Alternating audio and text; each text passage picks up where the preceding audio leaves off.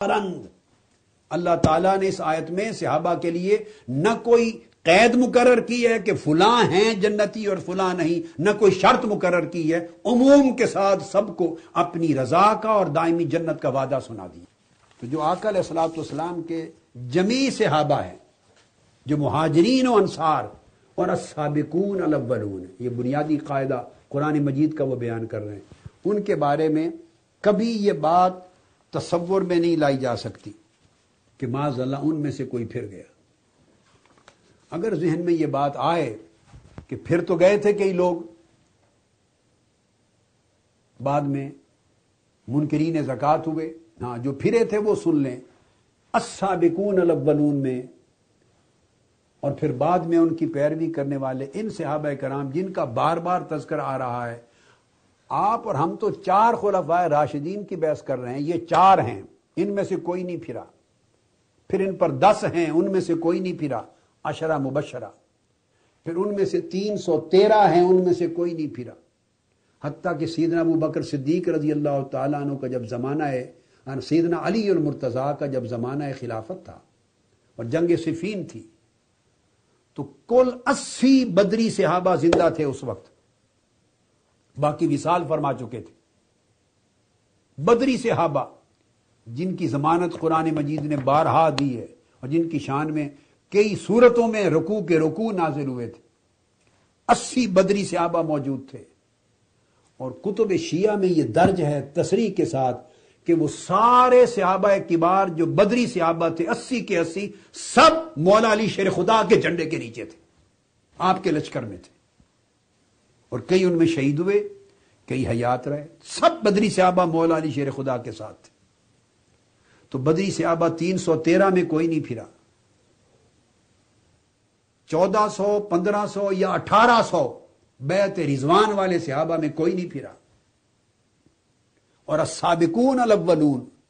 10,000 صحابہ جو فتح مکہ کے لیے گئے ان میں سے کوئی نہیں پھرا۔ اور بعد میں قرآن کی آیت کریمہ کا اگلا حصہ ہے کہ جو احسان کے ساتھ بعد کے ان کی پیروی کرتے رہے ان کے لیے بھی اللہ نے بھلائی کا وعدہ فرمایا ہے۔ تو بہت آگے تک آپ بحث و تمیز میں نہ جائیں، تو بھائی 10,000 کی تو ضمانت دے دی ہے نا کیٹیگوریکلی قرآن نے، کیٹیگوریکلی، اور بحث تو ہزاروں تک جاتی نہیں ہے، بحث تو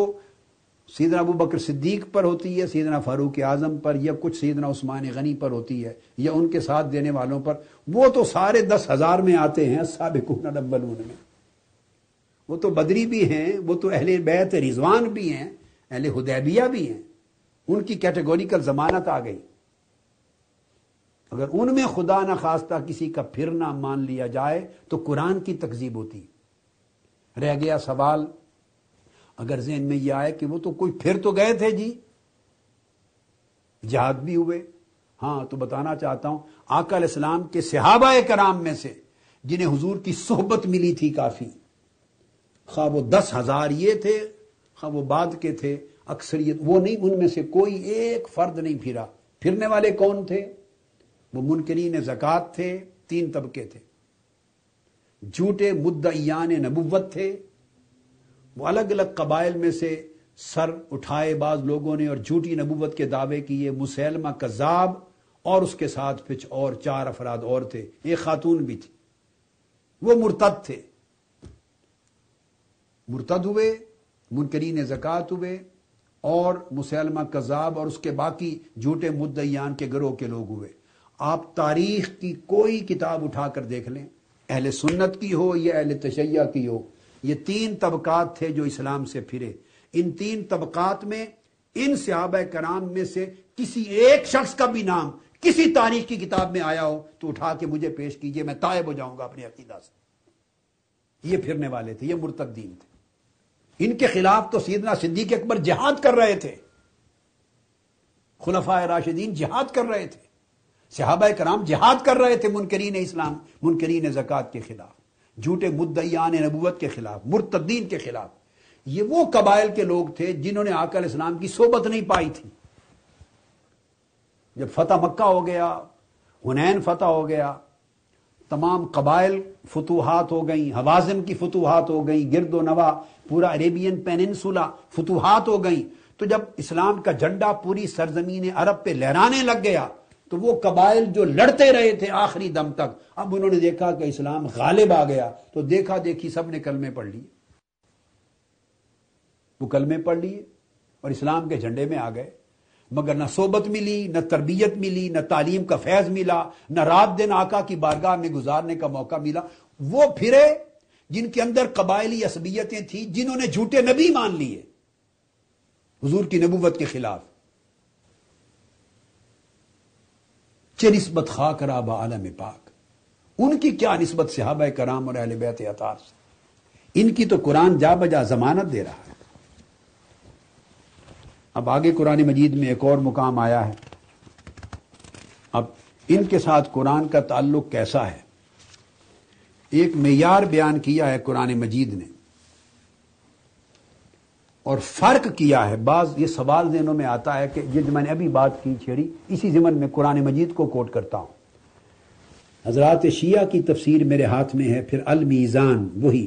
فی تفسیر القرآن آیت اللہ السید محمد حسین طباطبائی کی۔ ذہنوں میں سوال آتا ہے کہ یہ تفریق کیسے کی جائے، کوئی کرائیٹیرین ہونا چاہیے، کیسے پہچان کریں کہ منافق کون تھے اور سچے صحابہ کون تھے؟ استغفر اللہ، مسلمان کے ذہن میں یہ گمان نہیں آنا چاہیے۔ جب قرآن مجید نے من حیث الجماعت ایک پورے کے پورے طبقہ کو، وہ آئے گی جب بیعت رضوان کی بات آئے گی، جب رضوان میں بیعت لیتے ہوئے حدیبیہ میں 1400 تھے، شیعہ روایات میں آیا ہے 1300 بھی کی آئی ہے، 1400 کی بھی آئی ہے، 1800 کی بھی آئی ہے، جن کی اللہ رب العزت نے ضمانت دے دی کہ اللہ نے ان کے دلوں کو جان لیا۔ اس پر ہم آئیں گے آگے۔ ان کے دلوں کو اللہ نے دیکھ لیا اور ان کے جنتی ہونے کی ضمانت دے دی۔ اس کے بعد پھر شک و شبہ کی کیا گنجائش رہ جاتی؟ اب یہ پھر بھی میں انٹرٹین کرتا ہوں، کسی کے ذہن میں پھر بھی سوال آئے تو میں اسی لیے بیٹھا ہوں تاکہ ہر جائز یا ناجائز سوال کوئی بھی ذہن میں آ جائے تو میں اس کو انٹرٹین کروں، ایڈریس کروں، پھینک نہیں دیتا۔ شیطان وسوسے ڈالتا ہے، جاہل لوگ ذہنوں میں غلط باتیں بھرتے ہیں، فرقہ پرست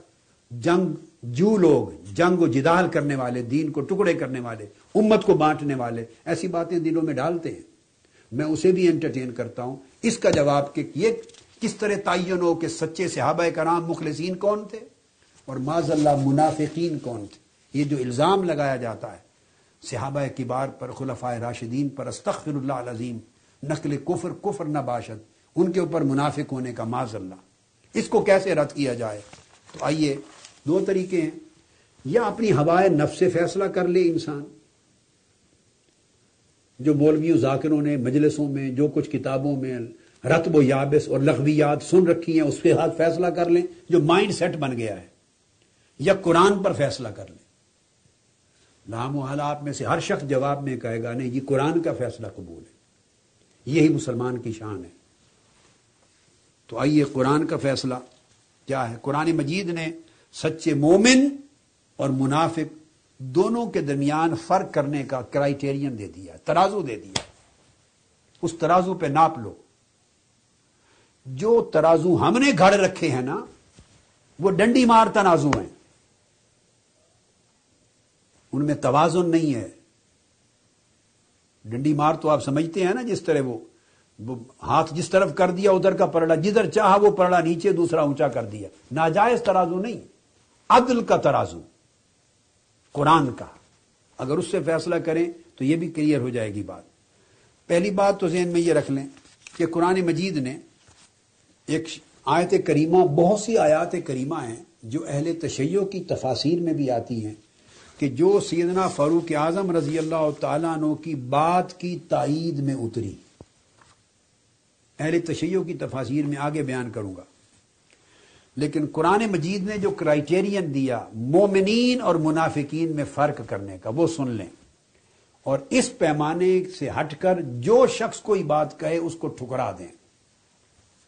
منافقین کی تعریف قرآن مجید نے کرائیٹیرین دیا، وہ جو طبقہ تھا صحابہ کرام کا،